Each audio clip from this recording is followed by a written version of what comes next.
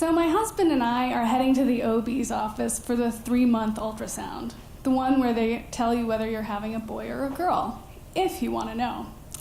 The first time I was pregnant, we decided we didn't want to know. We wanted a surprise, and we got one. We had a boy, and we adore him. About 1.5 years has passed, and I'm pregnant again. But this time, we're unsure how to proceed. Or I should say, I'm unsure. John is clear. He wants a surprise. But I'm conflicted. I know that I will love this child no matter the sex. But deep down, I really want a girl. And if I'm not going to have one, I want to know now, before the birth. I also kind of feel ashamed about that I have this preference for the sex, but I can't deny that I do. I've had these visions of raising a strong feminist daughter. I'd name her something like Eleanor or Rosie, and we'd make protest signs together and march on Washington for women's equality.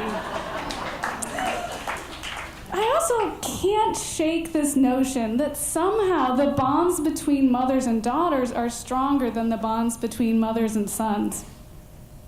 There's that old saying, a daughter's a daughter for all her life, a son's a son until he finds a wife. I've seen that happen in my life, and I don't want it to happen to me.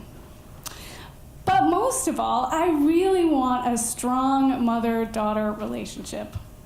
I'm not as close to my mom as I would like to be, and the main reason for that is that my mom has bipolar disorder. And this was a condition that was triggered by child sexual abuse. The trauma was so profound that my mom never fully recovered, and she spent a lot of my childhood either in bed and depressed or manic and up all night and doing God knows what.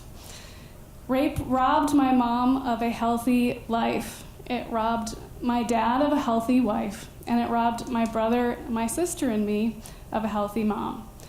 Rape reverberates across generations. So John and I are headed to the OB, and we still can't decide what to do. When we get to the OB's office, the tech has a solution. She says, why don't I write the sex down on a piece of paper, and I'll put it in an envelope, and you guys can take it home and decide later if you want to open it.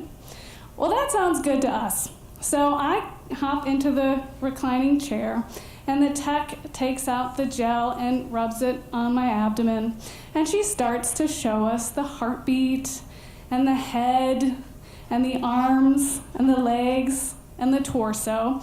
And as she's doing this, she says something that catches my surprise. And here are the ovaries, she says nonchalantly. Did she just say ovaries? Are we having a girl? Am I gonna have my daughter? I'm thinking this, and tears of joy are streaming down my cheeks. John and I, after the appointment, head out to the parking lot, and I am so excited I can barely contain myself. John, you don't have to open that. I know what we're having. What are you talking about? He says. Didn't you hear the text slipped up? John is racking his brain, but he didn't hear anything about having a boy or a girl. But I can't control myself. We're having a girl. Go ahead, open it. John opens the envelope, looks down, and looks up, and he says, Allison, this says we're having a boy. A boy? But that can't be. She showed us the ovaries. Pretty soon, John realizes what's been going on. Those aren't the baby's ovaries. Those are your ovaries. Of course, I realize he's right, and I feel like an idiot. But John finds the whole thing hilarious. And he's psyched. He's going to have another boy, another healthy boy, and he's already got visions of Green Bay Packers games going, and Little League and Star Wars movies from here until eternity. He's basically planning out reliving his childhood for the next 2 decades. I, on the other hand, am crushed. I realize I'm not going to have my girl after all. And I start to cry again, but this time they're not tears of joy. We get in the car and head home, and over the next couple of days, I come to terms with my loss, my imagined loss. I realize how lucky I am to have 2 healthy children, and I start to get excited about the idea of 2 boys 2 years apart and how much fun that's going to be.